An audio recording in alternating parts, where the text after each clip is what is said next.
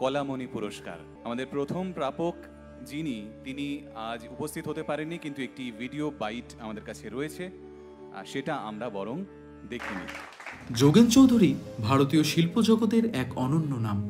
সমসাময়িক ভারতীয় চিত্রকলার অন্যতম প্রধান শিল্পী হিসেবে তিনি বিশেষভাবে পরিচিত তার স্বতন্ত্র রেখাচিত্র ও রঙের ব্যবহারের জন্য।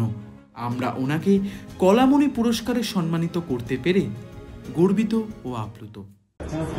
এইসব গ্রুপগুলো আছে বলেই স্বাভাবিকভাবে সামাজিকভাবে সাংস্কৃতিক মানে যে কাজকর্মগুলো বা সাংস্কৃতিক যেটা বলা যায় যে সমাজের মধ্যে ছড়িয়ে পড়ার ব্যাপারে হেল্প করে।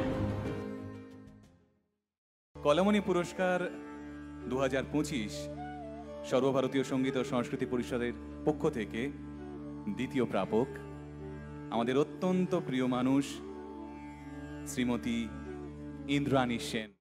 ইন্দ্রাণী সেন বাংলা গানের জগতে এক উজ্জ্বল নক্ষত্র।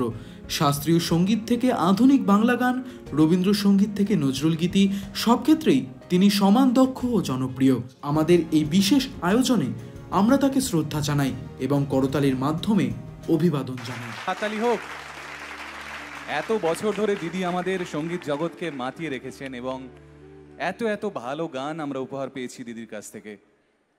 পুরস্কার তো সবসময় দায়িত্ব বাড়িয়ে দেয়, এখনো মনে হচ্ছে। আর সবচেয়ে বড় সমাপতন যেটা, আমার সঙ্গীত জীবনের 50 বছর আর সর্বভারতীয় সঙ্গীত ও সংস্কৃতি পরিষদের 50 বছর একসঙ্গে হলো।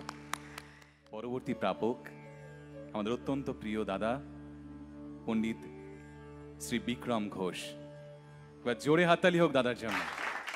বিক্রম ঘোষ ভারতের অন্যতম শ্রেষ্ঠ তবলা শিল্পী এবং সুরস্রষ্টা, যিনি শাস্ত্রীয় সঙ্গীত থেকে আধুনিক মিউজিক সব ক্ষেত্রেই সমান দক্ষতা দেখিয়েছেন।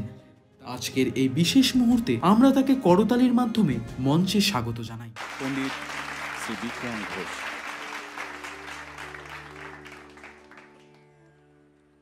দিচ্ছেন প্রফেসর ডক্টর কুনাল ইংলে এবং প্রফেসর পণ্ডিত সঞ্জয় পাটকি এবং অন্যান্যরা।